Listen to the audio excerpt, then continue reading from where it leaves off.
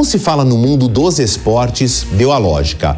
Trump venceu com folga a segunda prévia do Partido Republicano. Foram mais de 10 pontos de vantagem em relação à rival Nikki Haley. Quase impossível o ex-presidente não ser o indicado a disputar com Joe Biden a corrida pela Casa Branca. Haley disse que não vai desistir tão cedo. Mas por quê? Embora o resultado das prévias tenha mantido o favorito na dianteira, Nikki Haley se consolidou no segundo lugar da disputa interna do Partido Republicano. Até aqui, nenhuma surpresa. Mas é prematura a conclusão de que ela tenha entrado na primária de New Hampshire para perder. Haley recebeu pouco mais de 43% dos votos. Trump ultrapassou a marca de 54% da preferência dos eleitores. Importante, só sobraram os dois nas prévias. Em determinado momento desta campanha, éramos 14 concorrentes e estávamos com 2% nas pesquisas. Bem, sou uma lutadora e briguenta. Agora sou a última contra Donald Trump. Obtivemos quase metade dos votos. Ainda temos um longo caminho a percorrer, mas continuamos avançando. A única pré-candidata mulher que restou na eleição presidencial americana deste ano, a ex-governadora da Carolina do Sul, passou a usar o diferencial feminino em busca de mais apoio na legenda, mesmo em estados de perfil conservador. Mas será que o discurso mobiliza o eleitorado republicano? Com a resposta, o professor da USP, especialista em opinião pública e estudioso de comunicação na política, Luiz Alberto de Farias. Parece como uma possível oponente, mas ainda que ela tenha tido, numa primeira primária, uma performance melhor do que se poderia esperar pelas pesquisas, mas pior do que ela própria esperava, de acordo com os investimentos de tempo e dinheiro que ela fez em New Hampshire, mostra que ela é uma candidata interessante, mas que ainda tem pouca possibilidade de decolar. O discurso dela, buscando um posicionamento mais diferenciado, como a única mulher na disputa, me parece que tenha pouca possibilidade de aderência. O próprio candidato Donald Trump tem feito discursos absolutamente misóginos, falando de roupa, falando de postura, ou seja, ele mantém o perfil dele, um perfil agressivo, misógino e, na minha percepção, socialmente equivocado, mas me parece que isso funciona junto ao eleitorado dele. 76% dos candidatos, dos eleitores norte-americanos sem formação escolar, sem maior escolaridade, apoiam o candidato Donald Trump. E ele também tem uma força muito grande entre os evangélicos americanos.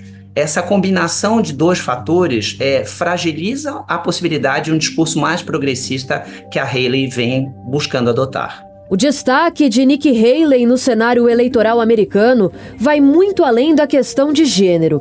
Justamente no governo Trump, ela foi embaixadora dos Estados Unidos da ONU e manteve dentro da organização uma política protecionista para a valorização do mercado interno americano. Entretanto, Haley discordou de algumas posturas da Casa Branca na época, a exemplo da proximidade de Washington com o governo russo de Vladimir Putin. Por outro lado, na posição de diplomata, Nikki Haley apoiou as iniciativas de Trump para conter os imigrantes ilegais. A proposta de aumentar o controle na fronteira dos Estados Unidos com o México aparece com força nos comícios da candidata. Detalhe, ela mesma é filha de estrangeiros. Mas não se trata da clássica história da busca por uma condição melhor. Os pais da republicana deixaram a Índia, onde tinham uma ótima situação de vida, para lecionar em instituições internacionais. Passaram pelo Canadá e desembarcaram na Carolina do Sul, a convite de universidades renomadas.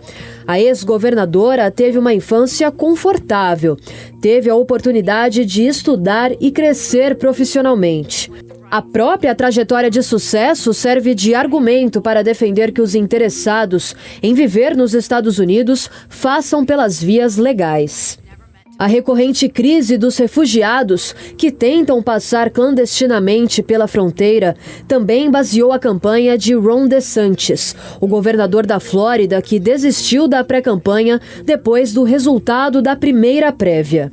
Quase certo como nomeado a representante republicano na eleição presidencial, os discursos de Trump ficaram ainda mais arrogantes.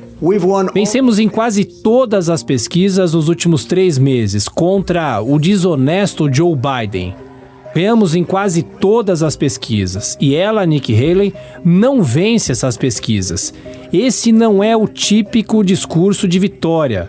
Mas não vamos deixar alguém conquistar a vitória quando teve uma noite muito ruim. Eles tiveram uma noite muito ruim.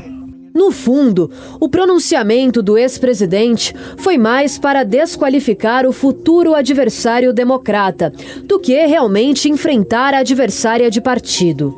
A equipe de Haley prevê que a campanha dela continua até o final de fevereiro, pelo menos, quando o estado natal dela, a Carolina do Sul, realiza as primárias republicanas. E como disse o próprio Trump, não há pesquisa que indique derrota nele no processo de escolha do candidato. As campanhas eleitorais transformam os candidatos em alguma coisa muito parecida com um produto. Então, quando a gente fala do chamado marketing político, faz-se quase que uma comparação com uma construção de um produto. E enquanto os dois candidatos, potencialmente, que irão disputar no dia 5 de novembro a presidência dos Estados Unidos, enquanto eles têm uma idade relativamente próxima, eles têm uma embalagem muito diferente. O Donald Trump não é tão mais novo do que o Joe Biden, mas ele tem um vigor, aparenta um vigor, e ele vende uma ideia de ferocidade que o Joe Biden efetivamente não consegue. Então, eu acho que o primeiro ponto é a fragilidade da própria aparência do discurso do Joe Biden, associado a um processo de rejeição motivado por vários fatores, inclusive por uma gestão, por 4 anos de governo não muito eficientes, tanto na política externa quanto na política interna.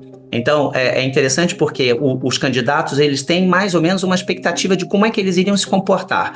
A Nikki Haley, por exemplo, é alguém que internacionalmente seria muito mais pé na porta, alguém mais agressiva, alguém que vai lá e manda invadir e bombardear. A história do Trump, apesar dele ter um discurso populista e ter esse discurso tão radical internamente, externamente ele já comprovou a possibilidade de um nível de negociação um pouco maior. O Joe Biden dá uma impressão de uma fragilidade, de não se saber ao certo se ele vai ser o candidato num próximo governo que iria efetivamente ter uma postura um pouco mais agressiva ou mais negociadora, porque ele foi ineficiente nas duas situações. Então, a rejeição em relação a ele certamente também fará com que não apenas o Donald Trump ganhe votos, mas como é o perfil das eleições norte-americanas, que o Joe Biden também deixe de ganhar votos. Como efetivamente lá é opcional, então eu acho que o que vai faltar muito para ele é a motivação para o eleitor ir votar e talvez fazer o que aconteceu nas eleições anteriores, que foi conseguir uma votação expressiva, mesmo que o Donald Trump tenha tido uma votação genial. Mesmo assim, o Joe Biden conseguiu mobilizar, o nome do Joe Biden conseguiu mobilizar pessoas para que tirassem o Trump da Casa Branca. A próxima oportunidade para Donald Trump atestar sua preferência entre os eleitores republicanos será no estado de Nevada, conhecida pela famosa cidade de Las Vegas, onde o milionário é uma referência no mundo dos negócios por causa de seus hotéis e cassinos. Em poucas palavras, mais uma vitória dele nas urnas republicanas é quase certa. Joe Biden já admite que a eleição, propriamente dita, será entre ele e Donald Trump. Só que o democrata ainda terá outro adversário a vencer, a rejeição. O atual presidente usa o benefício do cargo para se aproximar daqueles que mais podem desequilibrar a apuração, os operários. Pela segunda vez em 4 meses, Biden esteve reunido com o maior sindicato americano da indústria automotiva. Nesta semana, as reuniões terminaram com a organização apoiando publicamente a candidatura de reeleição. Mantive meu compromisso de ser o presidente mais pró-sindicato de todos os tempos. Estou orgulhoso por terem me apoiado. Estou honrado de apoiá-los. E por me apoiarem, esse é o acordo. Em setembro do ano passado, Biden entrou para a história como o primeiro presidente americano em exercício a liderar um piquete grevista. Com direito ao uniforme do sindicato e tudo.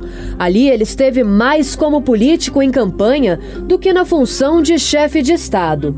O professor Luiz Alberto de Farias explica que mesmo na era digital e com enorme influência das mídias digitais, o corpo a corpo ainda é fundamental, inclusive para abastecer as redes sociais. As velhas estratégias de aproximação analógicas, elas se tornaram bastante interessantes porque é claro que quando alguém tem um pouco mais de carisma, um candidato tem um pouco mais de carisma, e não me parece que o candidato Joe Biden, atual presidente dos Estados Unidos, tenha carisma, certamente a gente pode dizer que o Donald Trump, gostemos ou não da abordagem dele, certamente ele é uma figura muito mais carismática, inclusive por já ter uma história de ser apresentador de televisão, ser uma personalidade muito forte. Então, é claro que essas aparições são interessantes, elas tocam a um pequeno grupo de pessoas, mas hoje isso também é pensado como um elemento de multiplicação digital.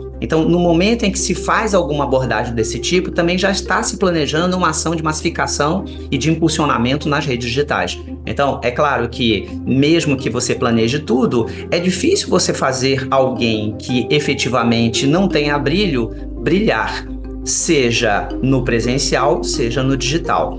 Me parece que a grande diferença dos dois candidatos seja essa. Dá uma impressão que o Joe Biden, a ele lhe falte brilho e lhe falte energia, e ao Trump lhe sobre brilho e lhe sobre energia. Por mais que efetivamente a campanha e a realização quando presidente são coisas absolutamente diferentes.